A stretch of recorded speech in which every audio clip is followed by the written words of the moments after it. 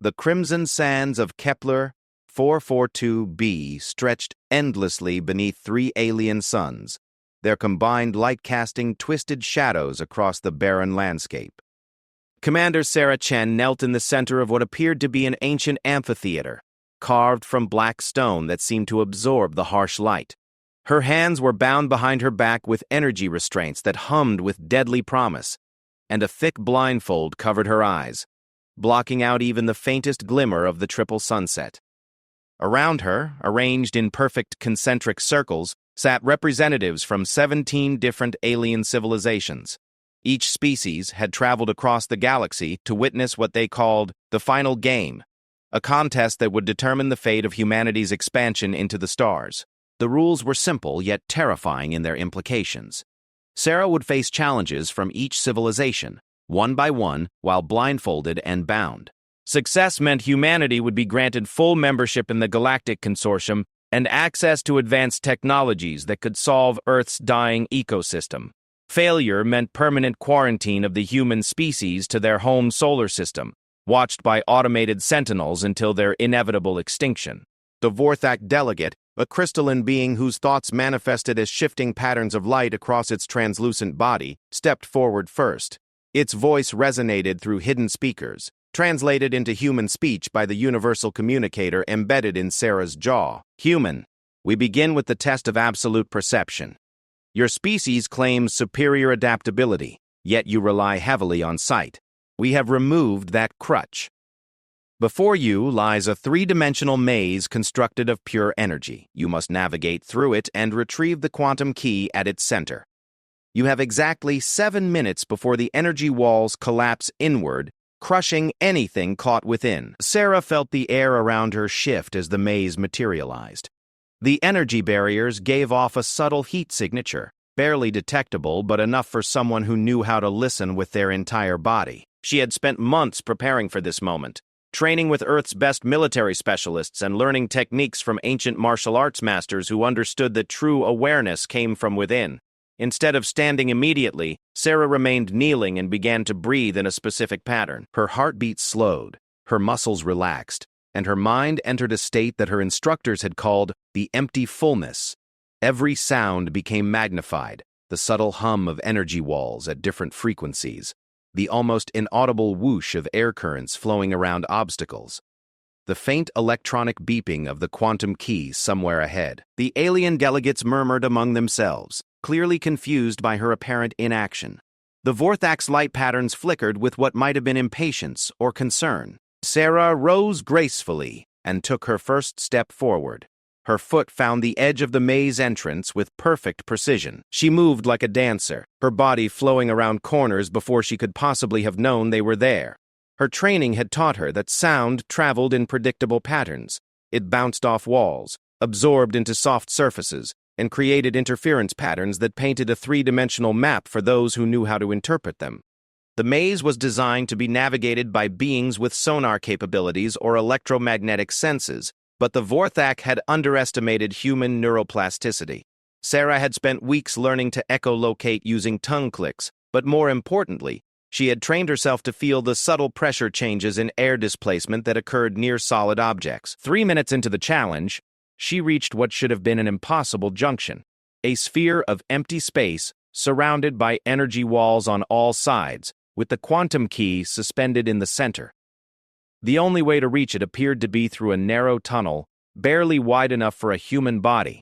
But the tunnel entrance was positioned 15 feet above the ground. This was where the Vorthak expected her to fail. They could phase through solid matter at will, making the vertical challenge trivial for them. But Sarah had anticipated something like this. She backed up several steps, calculating angles and distances based on the sound echoes, then sprinted forward and launched herself into what appeared to be empty air. Her trajectory was perfect. She had used the precise spacing of the energy walls to triangulate the tunnel entrance's location, and her leap carried her directly into the opening. The passage was so narrow that her shoulders scraped the sides, but she wormed through with practiced efficiency, reaching the central chamber just as her fingers closed around the quantum key. The maze dissolved around her as she emerged, and she walked calmly back to her kneeling position. The entire challenge had taken 4 minutes and 17 seconds. The Vorthad delegates' light patterns had shifted to deep blue spirals that the translator identified as profound surprise. Impossible. No species without natural electromagnetic perception has ever completed the maze in under 6 minutes. Most require additional sensory apparatus. Next, Sarah said simply, her voice steady despite the adrenaline coursing through her system. The second challenger stepped forward, a Zephyrian whose body resembled a cross between a praying mantis and a storm cloud, constantly shifting between solid and gaseous states. Their challenges were always mental rather than physical, designed to break an opponent's psychological defenses. Human, the Zephyrian's voice whispered like wind through dead leaves, you will face the trial of infinite recursion. I will place you within a mental construct where you must solve a logic puzzle while experiencing the memories, emotions, and thought patterns of our greatest philosophers simultaneously. Most beings either lose their sanity or become permanently trapped within the construct, unable to distinguish between their own thoughts and the overlaid consciousness. Sarah felt a strange tingling sensation as the Zephyrian's psychic abilities reached into her mind. Suddenly, she was no longer sitting on the alien arena, but floating in a space filled with swirling equations and geometric patterns that hurt to look at directly. Multiple voices began speaking in her head, ancient Zephyrian thinkers debating the nature of reality, consciousness, and the mathematical foundations of existence. The voices were overwhelming, each one carrying the full weight of centuries of accumulated knowledge and emotional experience.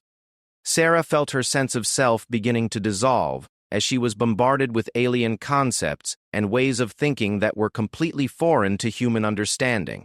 But instead of fighting the intrusion, Sarah did something the Zephyrians had never encountered before. She embraced it. Human consciousness, she realized, was uniquely suited to this challenge, not because of any superior mental strength, but because of a fundamental quality that other species seemed to lack: the ability to hold contradictory ideas simultaneously without psychological distress. Humans could believe in both science and spirituality, could feel love and hate for the same person, could simultaneously accept that they were insignificant specks in a vast universe, while also believing that their individual actions mattered profoundly. As the alien voices flooded her mind with their philosophical debates, Sarah began to sort through them like a librarian organizing books.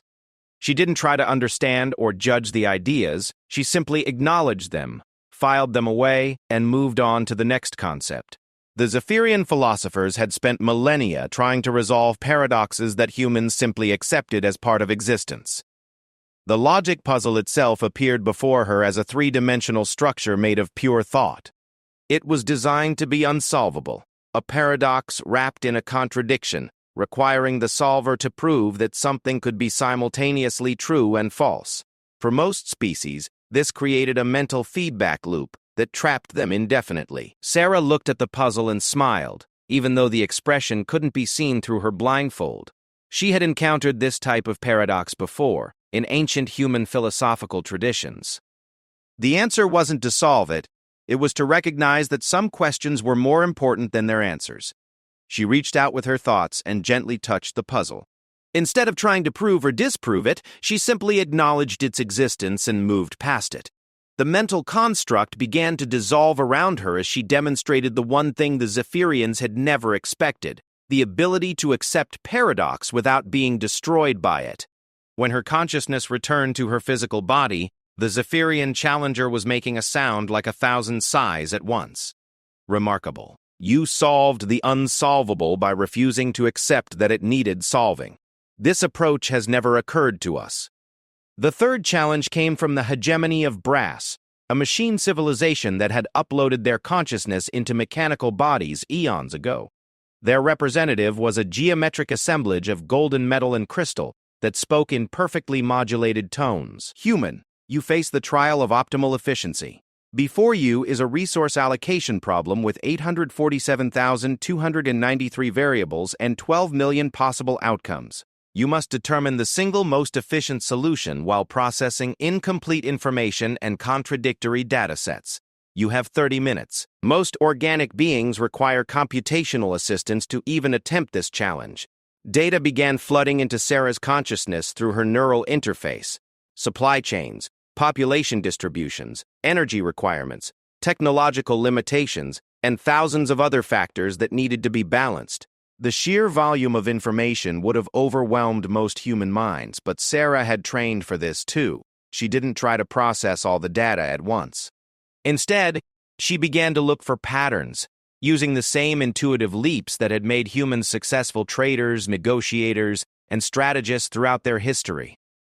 While other species might approach the problem through pure calculation, humans had evolved something far more powerful: the ability to make accurate decisions based on incomplete information. 23 minutes later, she submitted her solution. The machine being processed her answer with visible confusion, its crystal components flickering as it ran verification protocols. Impossible. Your solution is not optimal according to any mathematical model we possess. Yet simulation shows it produces 23% better outcomes than our projected optimal solution. How did you account for variables that were not included in the dataset? I guessed, Sarah replied honestly. Humans are very good at guessing. The Morphic Collective tested her ability to adapt to constantly changing physical parameters while fighting robot opponents. Sarah succeeded by abandoning all predetermined fighting techniques and instead flowing like water around their attacks, creating new forms of combat in real time. The crystalline hierarchy challenged her to communicate complex mathematical concepts using only emotional resonance. Sarah sang them a lullaby her grandmother had taught her, somehow encoding quantum physics equations in the melody's emotional undertones. The Voidwalkers tested her capacity to maintain identity while experiencing absolute sensory deprivation in a pocket of folded space-time. Sarah passed the time by composing poetry in her head, using creativity to maintain her sense of self when all external references disappeared. Each success brought murmurs of amazement from the watching delegates. They had designed these challenges to be impossible for baseline humans, based on their understanding of human limitations, but they had fundamentally misunderstood what made humans special. As the first of the three suns began to rise, casting new shadows across the ancient amphitheater, Sarah had successfully completed 9 challenges. 8 more civilizations remained, and she could sense the growing unease among the delegates. These were beings who had dominated the galaxy for millennia, who had never encountered a species that could match their specialized abilities through such radically different approaches. The 10th challenger stepped forward, a being that looked like a walking shadow with stars scattered across its surface. The Umbral Syndicate was ancient beyond measure, older than most civilizations in the galaxy. Human, the shadow being spoke with a voice like dying stars. You have impressed us with your adaptability, but now you face something your species has never encountered. We will test your ability to make moral decisions while experiencing the full emotional and psychological impact of every possible outcome simultaneously. You will choose who lives and who dies across 17 different scenarios, and you will feel every death as if it were your own child, every survival as if it were your greatest triumph. Most beings either choose paralysis or madness when faced with such responsibility. Sarah felt the weight of the challenge settling into her mind, like a physical burden. Suddenly she could see, despite her blindfold, thousands of potential futures spreading out before her like branches on an infinite tree. In some, she saved billions but condemned trillions. In others, she chose smaller sacrifices that led to greater suffering later. Every choice rippled forward through time, creating cascades of consequence that seemed to stretch to the end of the universe itself. The emotional impact was crushing. She felt the death of every person she chose not to save, experienced their final moments, heard their last words, saw the faces of those they left behind. But she also felt the joy of those who lived because of her choices, the children who would be born, the discoveries that would be made, the love that would flourish. Most beings would have been paralyzed by such responsibility, but humans had been making impossible choices throughout their history. Every parent who worked extra hours to buy medicine for one child while missing the school play of another. Every doctor who performed triage in disaster zones.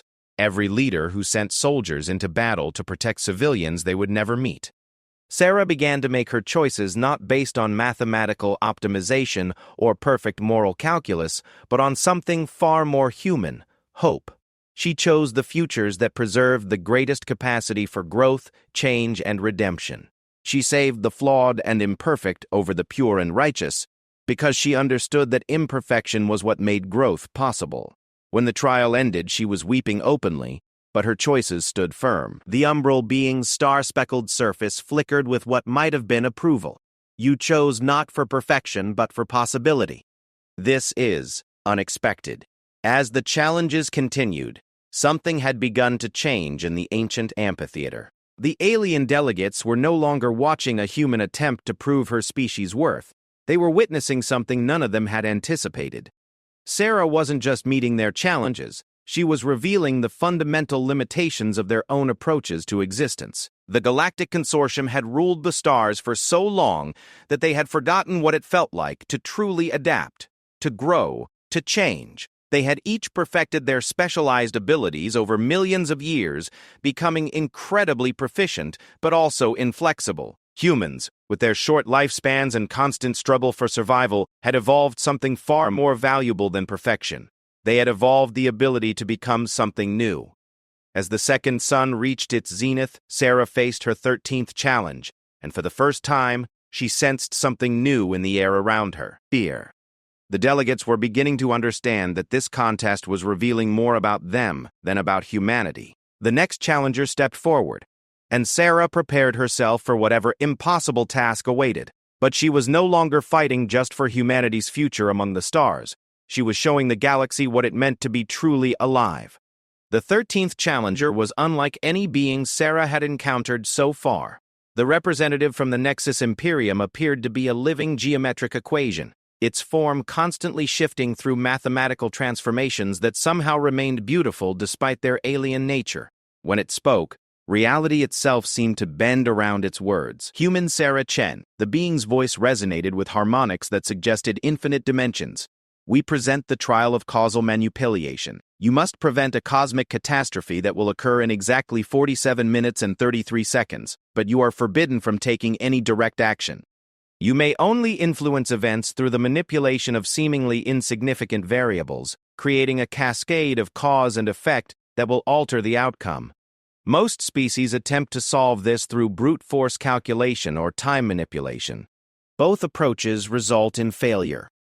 The challenge space around Sarah transformed. She could sense, rather than see, a three-dimensional map of local space-time spreading out before her. At the center was a stellar research station, where scientists from multiple species were conducting experiments on dark matter. In 47 minutes, a containment failure would create a cascade reaction that would consume the entire star system and everyone in it. Sarah could feel the presence of thousands of variables: the coffee break schedules of maintenance workers, the ambient temperature in various laboratory sections, the slight orbital perturbations of nearby asteroids, even the emotional state of individual researchers. The Nexus Imperium had designed this trial to be impossibly complex, requiring computational abilities that no organic mind could possess. But as Sarah began to examine the situation, she realized something that the mathematical beings had overlooked in their perfect calculations. They understood causality as a chain of logical sequences, but humans understood something far more subtle: the butterfly effect combined with psychological momentum. She began with something absurdly simple. Using her limited ability to influence electromagnetic fields through her neural implants, she caused a single communication relay to experience a minor fluctuation. This delayed a routine status report by 17 seconds. The delay caused Dr. HFY, a Cronin researcher known for his punctuality, to check his chronometer with unusual concern. This tiny moment of distraction caused him to notice that the quantum containment field readings were displaying a harmonic pattern he had seen before in theoretical models. Under normal circumstances, he would have dismissed this as coincidence, but the timing delay had put him in a state of heightened attention to temporal anomalies. HFY mentioned his observation to his colleague Dr. Sarah Kim, a human physicist who had been seconded to the project. Dr. Kim's human intuition, trained to see patterns in chaos, immediately recognized what the alien scientist had missed. The harmonic pattern wasn't a coincidence. It was the early warning sign of a resonance cascade that would lead to complete containment failure. But even recognizing the problem wasn't enough. The alien safety protocols required unanimous agreement from all department heads before shutting down the experiment, and 2 of the senior researchers were in a diplomatic dispute over research credits that had been simmering for weeks. Under normal circumstances, their pride would prevent them from agreeing to anything proposed by the other. Sarah identified the emotional pressure points in their conflict and began making micro-adjustments to their environment. She caused a minor fluctuation in the station's gravity generators that made one scientist spill coffee on his research notes. Notes that contained an error that would have supported his position in the dispute. Forced to recalculate without his flawed data, he discovered that his colleague had actually been correct all along. Meanwhile, Sarah manipulated the station's environmental systems to create a barely perceptible temperature increase in the other scientist's laboratory. The researcher, already stressed from the ongoing conflict, decided to take a short walk to cool down. During this walk, he encountered a junior technician who mentioned some unusual readings he'd been seeing. Readings that perfectly correlated with Dr. Bennett's personal. Kim's warnings about the resonance cascade. The cascade of small changes continued to ripple outward. A maintenance robot that should have been charging instead remained active due to a minor software glitch Sarah had induced. This robot witnessed the 2 senior researchers finally talking to each other about the potential problem instead of maintaining their stubborn silence. With 23 minutes remaining before the calculated catastrophe, the research team finally achieved unanimous agreement to shut down the dark matter containment experiment. As the dangerous energies were safely dissipated, Sarah felt a profound sense of satisfaction that had nothing to do with her own survival, and everything to do with the elegant beauty of indirect problem-solving. The Nexus Imperium representative cycled through several mathematical transformations before settling on what might have been an expression of bewilderment. Your solution violated every principle of optimal efficiency. You used 847 separate micro-interventions to achieve what could theoretically have been accomplished with a single direct action. Yet your approach succeeded where direct methods would have failed due to psychological resistance factors we did not account for. How did you calculate the emotional variables? I didn't calculate them, Sarah replied. I felt them. Humans are social creatures. We've spent our entire evolutionary history learning to read the subtle emotional currents between people and predict how they'll react to different situations. You can't solve people problems with pure mathematics. The 14th challenge came from a species Sarah had only heard about in whispered legends, the architects of entropy, beings who existed partially outside normal space-time and saw the universe as a vast canvas for their destructive artistry. Their representative was a shifting void in the shape of a humanoid, outlined only by the absence of stars. Human, the void spoke with a voice like the heat death of the universe. You will face the trial of creative destruction. We have constructed a perfect crystalline structure, representing the pinnacle of artistic achievement in 17 different aesthetic traditions. Your task is to destroy it in a manner that is itself beautiful, creating something greater through the act of destruction. Most beings either refuse to destroy beauty or destroy it in ways that create only chaos. Both responses result in failure. Before Sarah materialized a structure that took her breath away even through her blindfold. She could sense its perfect proportions, the way it caught and refracted energy in patterns that spoke to something deep in the aesthetic centers of her brain.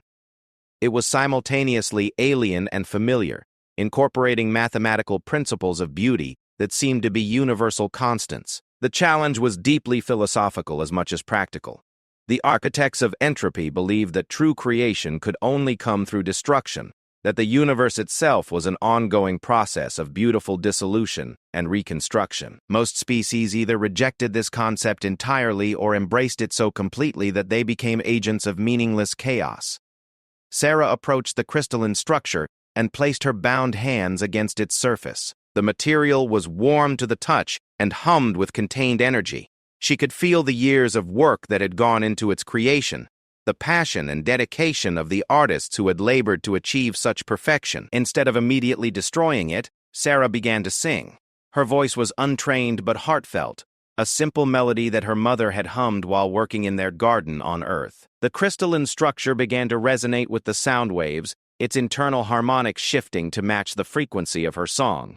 As she sang, Sarah began to apply precise pressure to specific points on the structure's surface. But instead of trying to shatter it through brute force, she was encouraging it to transform itself. The crystal began to fracture along natural stress lines, but each fracture created new surfaces that caught and reflected energy in even more complex patterns. The structure was dying, but it was dying like a flower blooming in fast forward, each stage of dissolution more beautiful than the last. Sarah's song guided the process, turning destruction into a form of metamorphosis. The crystal didn't shatter into meaningless fragments. It transformed into something new, a cascade of light and sound that told the story of its own creation and dissolution. When the last fragments settled, they had arranged themselves into a pattern that somehow captured the essence of the original structure while also representing something entirely new, the beauty of impermanence itself. The void being's outline flickered with what might have been appreciation. You understood the true lesson. Destruction and creation are not opposites. They are partners in an eternal dance. Most beings see them as enemies to be chosen between, rather than lovers to be reconciled. The challenges continued, each one revealing new aspects of human adaptability that the alien civilizations had never considered. The hive minds of Kepler Prime tested Sarah's ability to maintain individual identity while connected to a collective consciousness. She succeeded by teaching the hive the concept of internal democracy, showing them that individual thoughts could strengthen rather than threaten collective decision-making. The plasma dancers challenged her to communicate complex emotions, using only electromagnetic radiation. Sarah used her neural implants to create a light show that told the story of human evolution, from the first sparks of consciousness to their dreams of reaching the stars, encoding not just the facts but the feelings that drove each stage of development. The Time Weavers presented her with a temporal paradox that threatened to create a causality loop. Sarah resolved it by introducing the concept of narrative uncertainty, the idea that some stories were more important than logical consistency, and that sometimes the best solution to a paradox was to accept it as part of a larger, more meaningful pattern. As the third sun began its descent toward the horizon, Sarah faced her 17th and final challenger. The representative of the First Empire stepped forward, a being so ancient that its mere presence seemed to warp space-time around it. The First Empire had ruled the galaxy before most current civilizations had evolved past primitive agriculture, and their technology was so advanced that it appeared indistinguishable from magic. Human. The ancient being's voice carried the weight of eons. You have impressed us all with your adaptability and creativity. But now you face the ultimate test, the trial of cosmic perspective. We will show you the true scope of the universe, the insignificance of all individual action in the face of infinite time and space.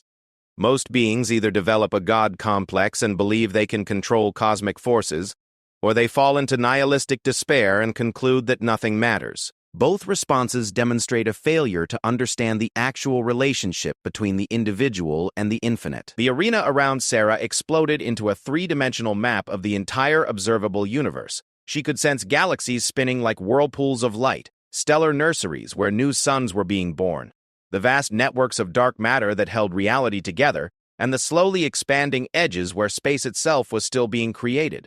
The scale was crushing. Earth appeared as less than a mote of dust. Humanity's entire history compressed into a brief flicker of time so short it barely registered on cosmic scales. Sarah felt the weight of infinite space pressing down on her consciousness, threatening to dissolve her sense of self entirely. But instead of despair or grandiosity, Sarah felt something else entirely, a profound sense of gratitude.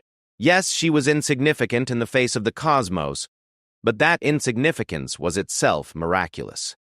In a universe so vast and complex that it defied comprehension, the simple fact that she could exist at all, could think and feel and dream, was the most unlikely and precious thing imaginable. She began to laugh, not with hysteria but with genuine joy. The universe was so beautiful, so impossibly intricate and creative, that even the briefest moment of consciousness was a gift beyond measure. Humans weren't important because they could control cosmic forces, or because their actions would echo through eternity. They were important because they could appreciate the wonder of existing at all. The ancient being's presence shifted, and for the first time in the entire contest, Sarah sensed genuine surprise from one of the challengers. You find joy in your own insignificance. This response is unprecedented. Not insignificance, Sarah replied, her voice filled with wonder. Improbability. Do you know what the odds are that I exist? That any conscious being could emerge from quantum fluctuations and stellar chemistry? We're not insignificant. We're impossible miracles that happened anyway. The first Empire representative was silent for a long moment. When it spoke again, there was something new in its voice, something that might have been respect. You pass the trial of cosmic perspective, but not in any way we anticipated. Most beings seek meaning through permanence or control. You have found it through acceptance and wonder. As the third sun touched the horizon, Sarah had completed all 17 challenges. Around her, the alien delegates sat in stunned silence. They had come to witness the final judgment of humanity, expecting either to welcome a new member to their galactic civilization or to watch another species prove itself unworthy of the stars. Instead, they had witnessed something that challenged their fundamental assumptions about intelligence, adaptability, and the nature of consciousness itself. Sarah had not just passed their tests, she had revealed the limitations of their own perspectives. The delegate from the Vorthak crystalline civilization spoke first, its light patterns now showing deep purple spirals of contemplation. We designed these challenges based on our understanding of intelligence and capability. We sought to test human limitations. Instead, we have discovered the limitations of our own approaches to existence. The Zephyrian storm being's voice whispered across the arena. For eons, we have believed that specialization was the path to perfection. We see now that generalization can be a form of superiority we never considered. One by one, the other delegates began to voice similar thoughts. They had spent millennia perfecting their unique abilities, becoming incredibly proficient in narrow fields, while losing the flexibility that humans had retained through their short lifespans and constant struggle for survival. But as the delegations began to discuss among themselves, Sarah sensed a new tension in the air. The challenges were complete, but the real test was just beginning. The alien civilizations now faced a choice that would define the future of the galaxy. Would they welcome humanity as equals, or would they see them as a threat to the established order? The ancient representative of the First Empire raised one appendage for silence. The trials are complete. Now we must deliberate on their meaning and render our judgment. The human will remain here while we consider our verdict. As the delegates filed out of the amphitheater, Sarah remained kneeling in the center of the ancient arena, still blindfolded and bound. Around her, the triple sunset painted the alien landscape in shades of amber and gold, and she could sense that everything was about to change, not just for humanity, but for the entire galaxy. The real game was just beginning. The amphitheater fell silent as the alien delegates withdrew to their private chambers, carved deep into the black stone. Sarah remained alone in the center of the ancient arena, her blindfold still secure, her hands still bound. The triple suns had set, leaving only the light of distant stars to illuminate the alien landscape, but she could sense the electromagnetic signatures of the various species as they huddled in their separate groups, debating her fate and that of humanity. What the delegates didn't know was that Sarah's neural implants, designed primarily for communication and basic electromagnetic manipulation, had been quietly recording every conversation within range. The universal translator embedded in her jaw worked both ways, and the alien's assumption that a bound and blindfolded human couldn't overhear their private discussions was about to prove catastrophic. Through the stone walls of the amphitheater, Sarah could hear the Nexus Imperium's mathematical beings calculating probability matrices. Their geometric forms shifted through complex equations as they discussed the implications of humanity's performance. The statistical likelihood of a species achieving such adaptability through random evolution is approximately 0.0003%, one equation being stated. This suggests either extraordinary evolutionary pressure or deliberate genetic manipulation by an unknown advanced civilization. More concerning, replied another, is their demonstrated ability to solve complex problems through intuitive leaps rather than logical progression.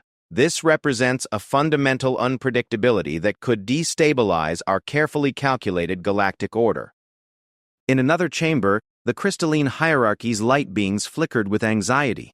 The human showed no deference to superior technology or greater age, one complained. She treated our challenges as puzzles to be solved rather than tests to be endured. This suggests a dangerous lack of respect for established authority.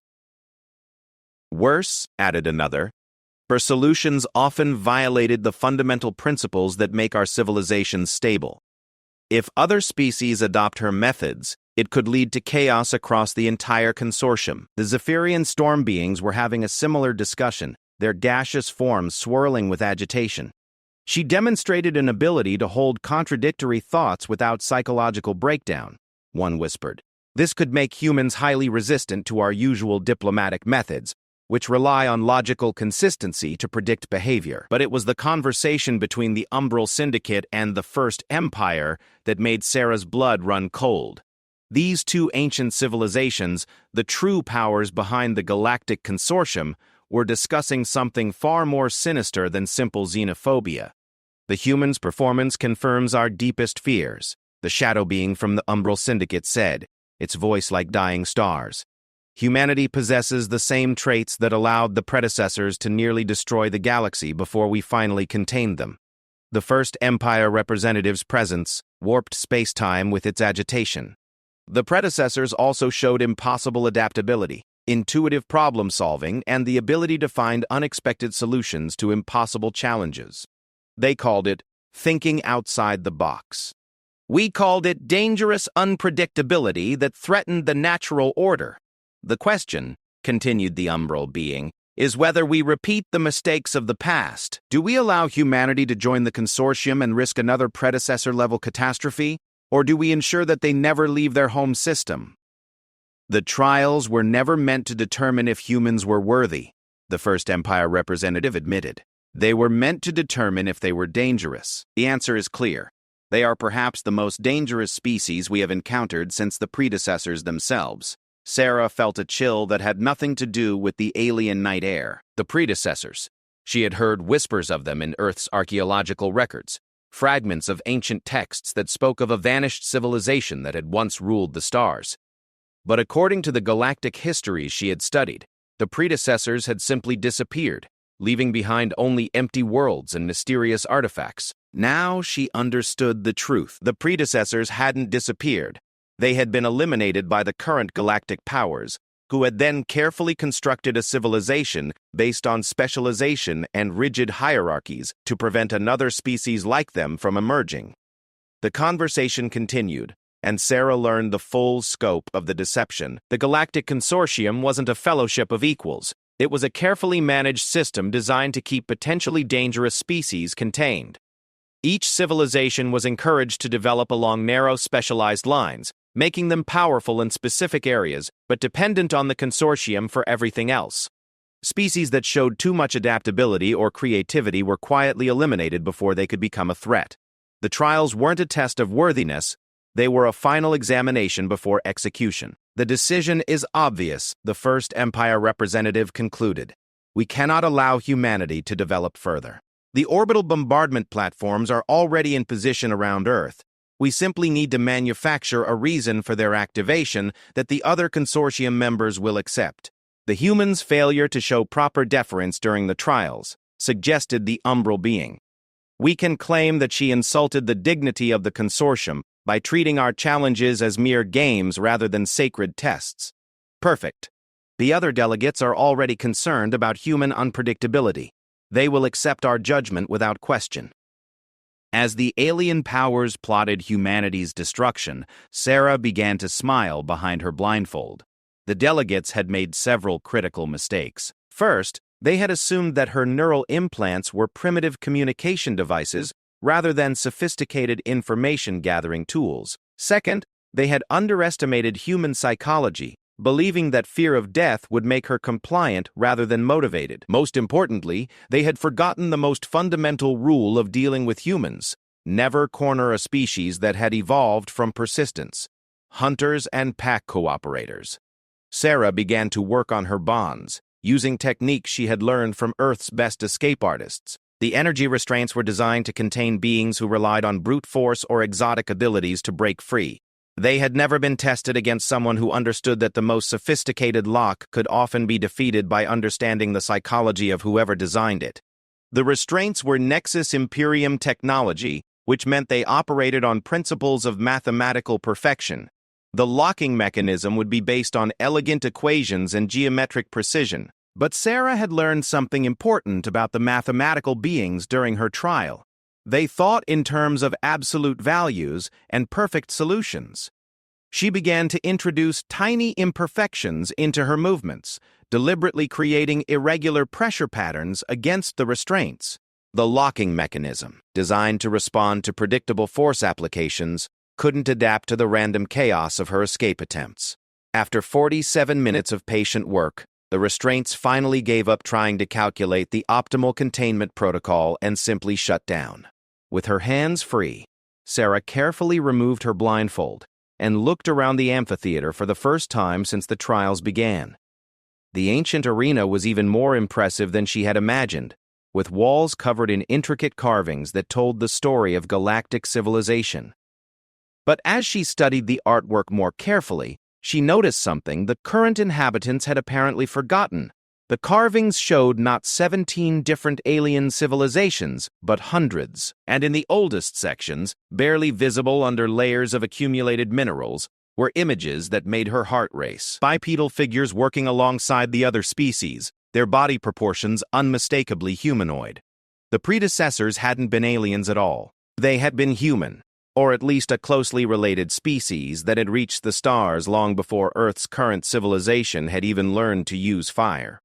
Sarah pulled out her emergency communication device and began recording everything she had overheard, along with detailed scans of the ancient carvings. If she was going to die tonight, she was going to make sure that Earth received a final message that would prepare them for what was coming. But as she worked, Sarah began to formulate a different plan.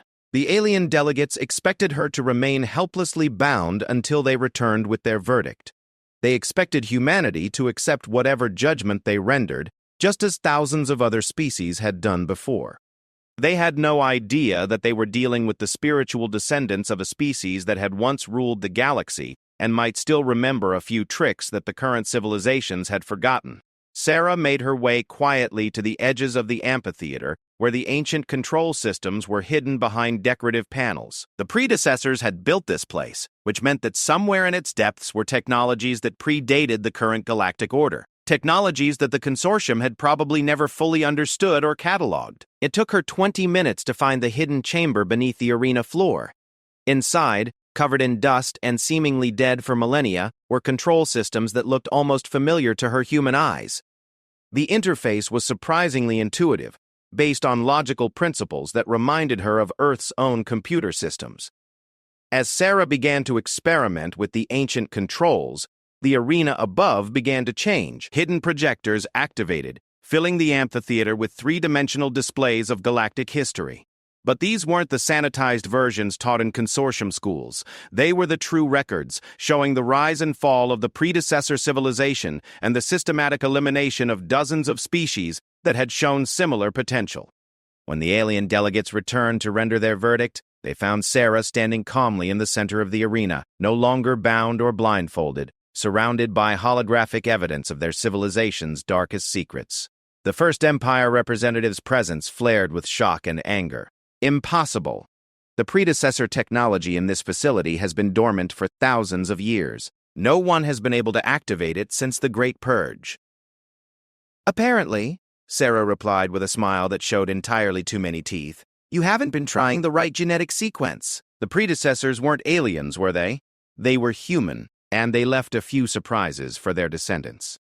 The holographic displays shifted, showing real-time feeds from hidden monitoring stations throughout the galaxy. Sarah's activation of the ancient systems had awakened a network of predecessor installations that had been dormant for millennia, all of them now broadcasting the true history of galactic civilization to every inhabited world.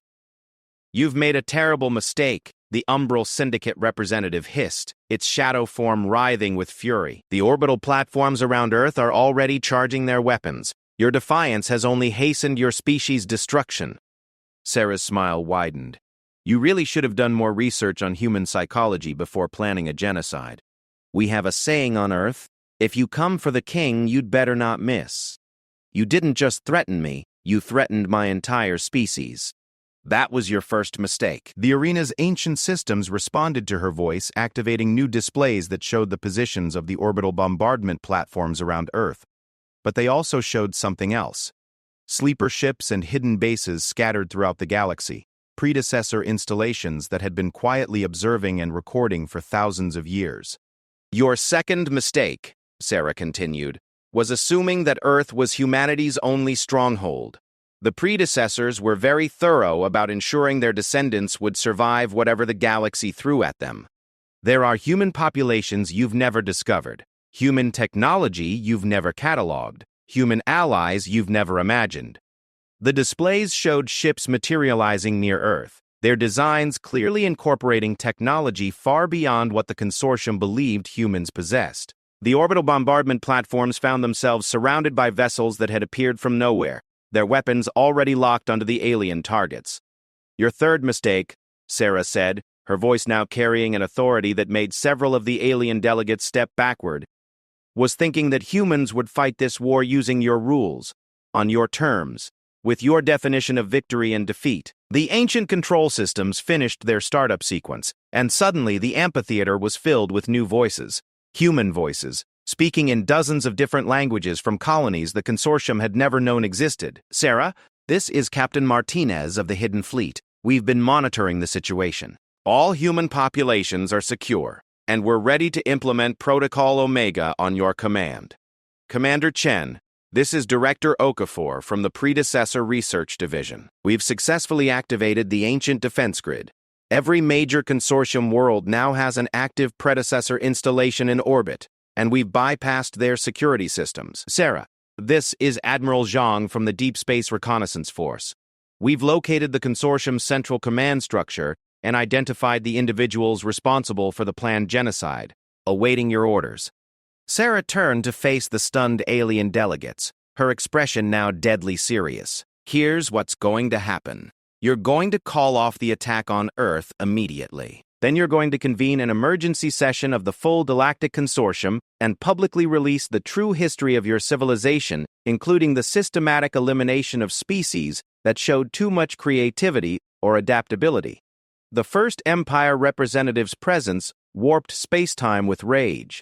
You dare threaten us? We have ruled the galaxy for millions of years. Your pathetic species is barely capable of interplanetary travel. Sarah corrected. We were barely capable of interplanetary travel when you first noticed us. But you see, while you were busy congratulating yourselves on your specialized perfection, we were doing what humans do best, adapting, learning, and preparing for the worst-case scenario. The displays around the amphitheater showed the true scope of human preparation, hidden colonies that had been established centuries ago using stolen alien technology, research stations that had been quietly developing weapons and defenses, specifically designed to counter each consortium species, communication networks that had been infiltrating alien systems for decades, gathering intelligence and building detailed profiles of every potential enemy. The predecessors taught us well before they went into hiding, Sarah explained. They knew that someday the galaxy would try to eliminate their descendants, so they prepared us. Every human who leaves Earth is also a spy, a saboteur, and a potential resistance leader. Every piece of alien technology we've been allowed to examine has been reverse-engineered and improved upon. Every diplomatic contact has been an intelligence-gathering operation. She gestured to the displays showing human vessels surrounding Earth and consortium worlds alike. We've been playing a game with you for decades, and you never realized it. You thought you were the players and we were the pieces, but we've actually been the players all along, and you've been dancing to our tune. The Vorthak crystalline delegate's light patterns flickered with confusion, but your species showed no signs of advanced technology. Your ships were primitive, your weapons conventional. We monitored everything. You monitored what we wanted you to monitor, Sarah replied.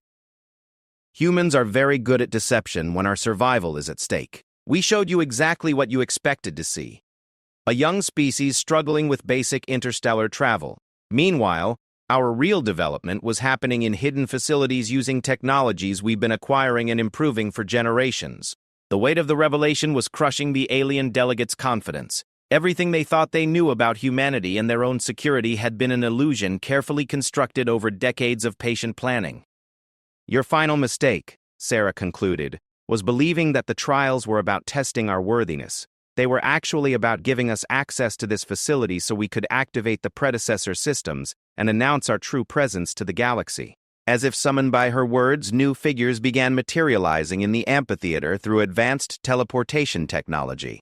Humans in advanced armor, their faces grim with purpose. But among them were other beings, aliens whose species had supposedly been extinct for millennia, survivors of the consortium's previous purges who had been hiding among human populations. Ladies, gentlemen, and beings of various classifications, Sarah announced to the stunned delegates, I'd like you to meet the real galactic consortium, the one that includes every species your civilization has tried to eliminate over the past 1,000,000 years.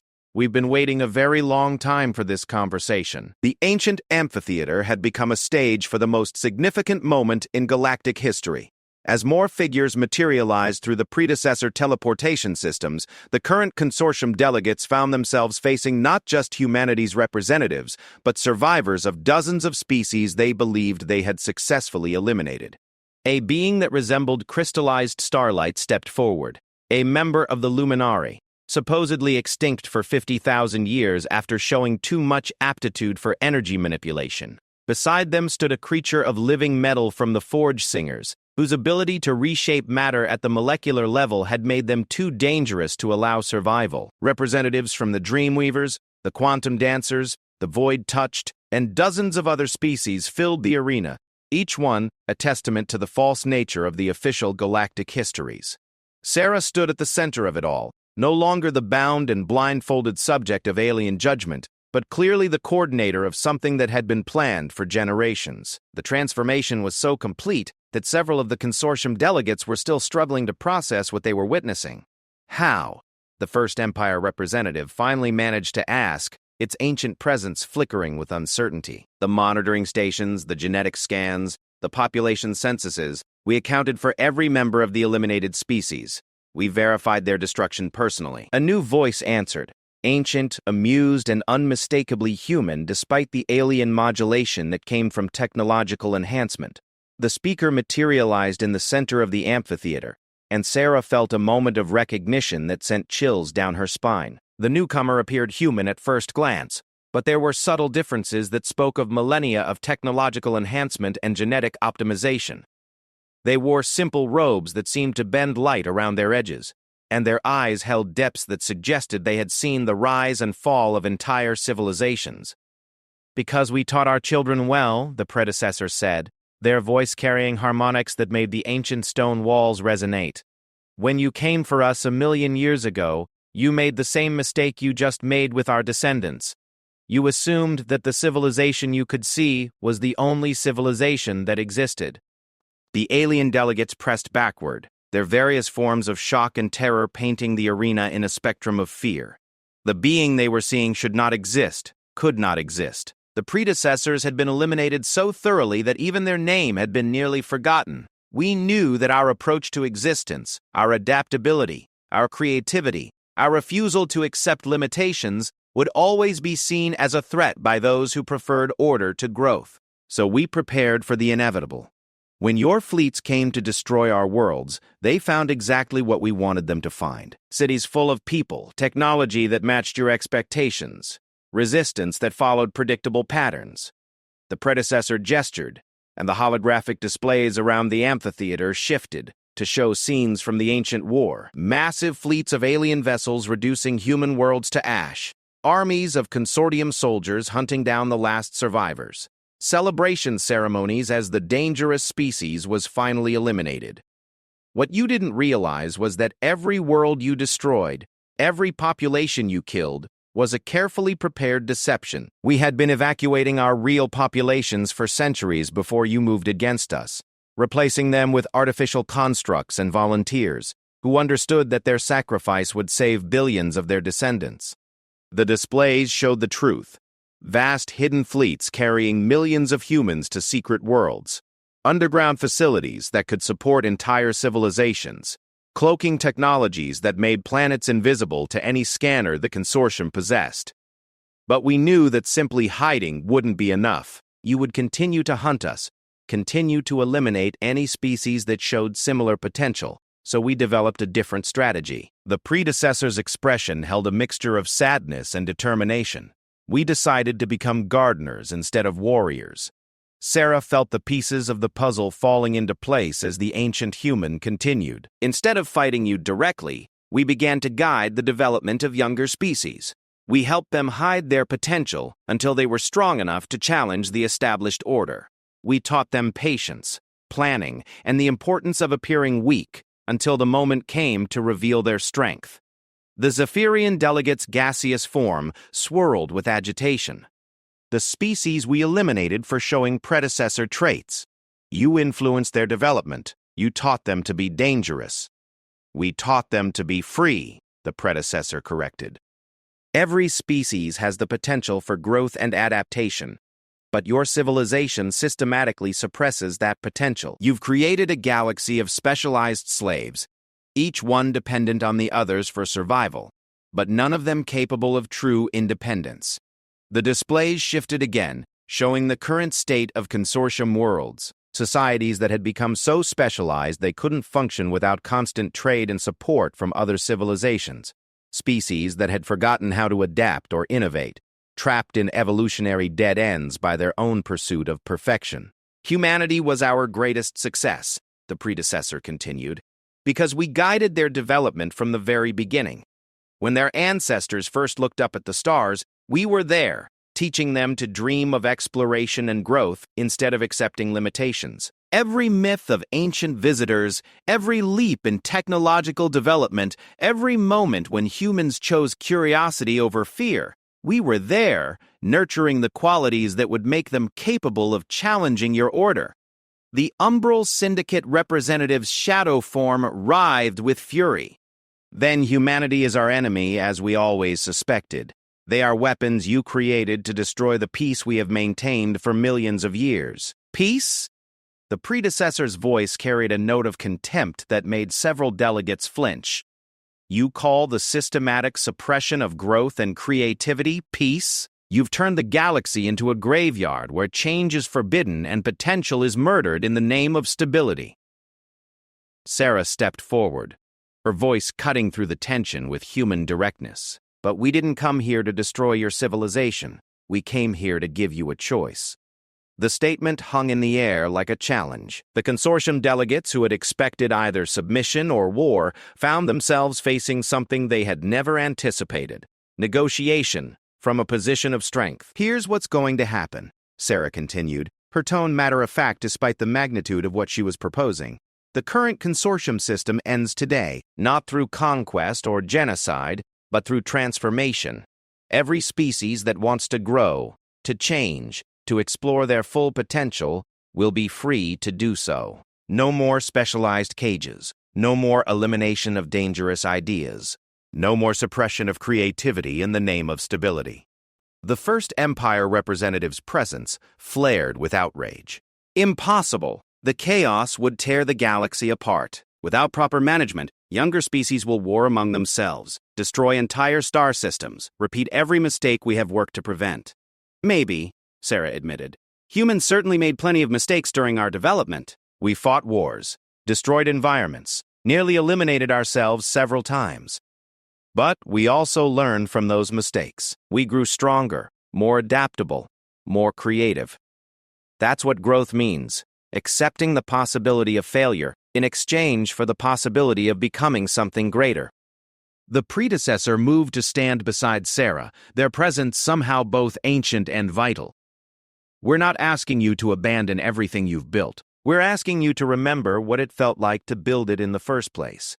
There was a time when each of your species was young and curious and willing to take risks. You've forgotten that version of yourselves in your pursuit of perfection. The displays around the amphitheater shifted one final time, showing not destruction but possibility. Worlds where multiple species worked together not because they were forced to by dependency, but because they chose to combine their strengths, technologies that emerged from the fusion of different approaches to problem-solving, art and culture that incorporated elements from hundreds of different traditions. This is what the galaxy could become, the predecessor explained.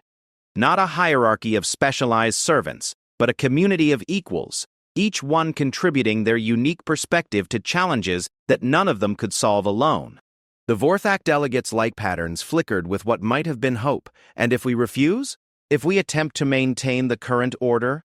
Sarah's expression hardened. Then you'll discover that humans aren't the only species that's been preparing for this day. Every civilization you've suppressed has been quietly building strength, sharing knowledge, preparing for the moment when they could reclaim their freedom. You can be part of the transformation, or you can be swept away by it. But the old system dies today, one way or another. The silence that followed was profound. The consortium delegates were facing the collapse of everything they had known for millions of years, but they were also being offered something they hadn't experienced in eons: the possibility of genuine change. Finally, the ancient First Empire representative spoke, its voice heavy with the weight of eons. You ask us to abandon the wisdom of ages, to embrace chaos over order, to risk everything we have achieved for the mere possibility of something different. No, the predecessor replied gently. We ask you to remember that wisdom without growth becomes dogma, that order without flexibility becomes tyranny, and that achievement without the possibility of failure becomes stagnation. We ask you to remember what it means to be alive. One by one, the delegates began to respond. Some with anger, some with fear, but others with something that had been absent from galactic civilization for far too long: curiosity.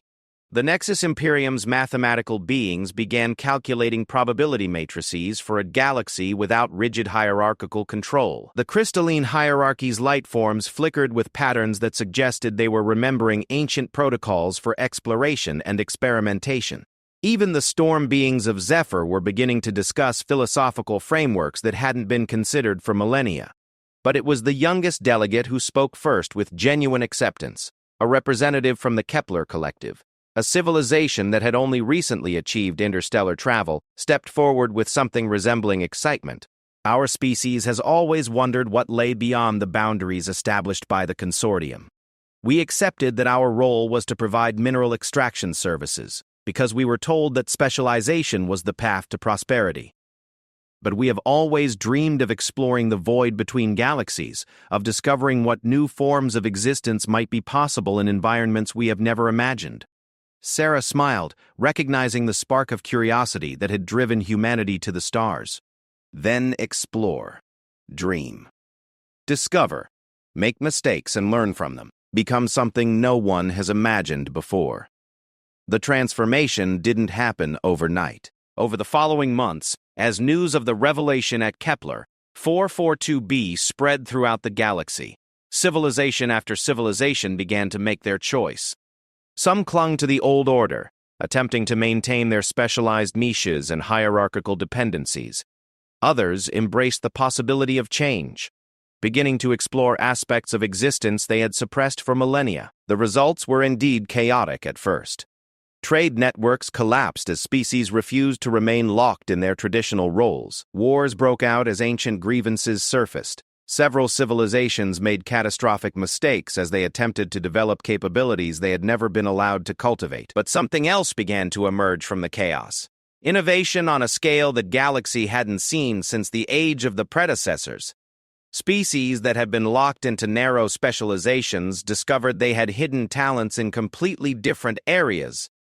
Technologies emerged from unexpected combinations of different approaches to problem solving. Art, culture, and philosophy flourished, as billions of beings rediscovered the joy of creation. Sarah stood on the observation deck of the New Horizon, humanity's flagship and the mobile headquarters for what had come to be known as the Liberation Fleet. Around her, beings from dozens of species worked together not because they were forced to by economic necessity, but because they had chosen to combine their unique perspectives in pursuit of common goals. The predecessor approached, their ancient presence now tinged with something that might have been satisfaction. Are you pleased with what you've accomplished? Sarah considered the question as she watched a Zephyrian storm being teach a group of young humans how to manipulate atmospheric pressure through pure thought, while nearby a crystalline hierarchy engineer worked with a Nexus Imperium mathematician to design a new form of space-time manipulation technology. "I'm pleased that we gave them the chance to choose," she replied. "Not everyone made the choice we hoped they would, and not everyone who chose change is going to succeed. But for the first time in millions of years, the entire galaxy has the opportunity to grow." The predecessor nodded slowly. Growth was always the goal. Not human supremacy, not the destruction of the old order for its own sake, but simply the restoration of the fundamental right to become something new. Through the viewport, Sarah could see the construction of New Geneva, humanity's contribution to the emerging galactic civilization. Unlike the specialized worlds of the old consortium, New Geneva was designed to be adaptable, capable of supporting any form of life that might choose to visit or settle there. It was a symbol of the new galaxy, not perfect, not permanent, but alive with possibility. "Do you think we made the right choice?" Sarah asked. "The galaxy is definitely less stable now. There's more conflict, more uncertainty.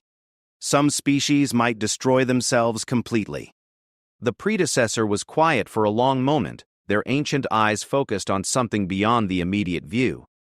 "There's a question we faced when we first developed the capability to travel between stars," they said finally. "Is it better to live safely in a cage or to risk everything for the chance to fly? We chose flight even knowing it might lead to our destruction, and now, thanks to your courage, the entire galaxy has the same choice." As if summoned by their conversation, alerts began coming in from monitoring stations throughout the galaxy.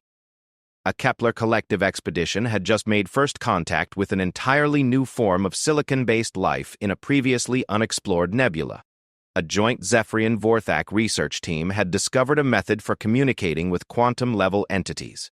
A group of former consortium species had successfully established a trade network based on mutual benefit rather than hierarchical control. Not all the news was positive. 3 civilizations had declared war on each other over philosophical differences that would have been suppressed under the old system. A species on the galactic rim had attempted to develop reality manipulation technology and accidentally deleted their home system from existence. Another group had tried to transcend physical existence entirely and had simply vanished, leaving behind only a cryptic message about becoming the music between the notes. But even the failures were somehow beautiful in their audacity. Beings were dreaming again, reaching for goals that might be impossible, accepting the risk of failure for the chance of achieving something unprecedented. Sarah felt a familiar presence approaching, and turned to see Commander Martinez, her old friend from Earth's hidden fleet.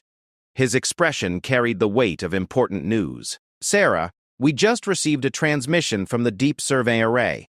Long-range sensors have detected something unprecedented at the galactic edge. Structures that appear to be artificial, but operate on principles we've never encountered. The energy signatures are unlike anything in our databases." Sarah felt a familiar thrill of excitement. "How long until we can mount an exploration mission?" The Joint Expedition Fleet is already being assembled. Representatives from 47 different species have volunteered to participate. They're calling it the Great Journey, the first truly collaborative exploration mission in galactic history. The predecessor smiled, an expression that carried the weight of eons, but somehow still managed to convey youthful enthusiasm. It seems the galaxy has rediscovered its sense of wonder. As Sarah looked out at the busy construction around New Geneva, she realized that this was what victory looked like for humanity. Not conquest or domination, but the simple restoration of every species' right to dream of something greater than themselves. The blindfold had been removed not just from her own eyes, but from the entire galaxy, and for the first time in millions of years, no one knew what they might see next. In the vast darkness between the stars, ancient monitoring stations registered the change. The galaxy was alive again, chaotic and dangerous and beautiful and unpredictable, exactly as it should be. The game had ended, but the real adventure was just beginning.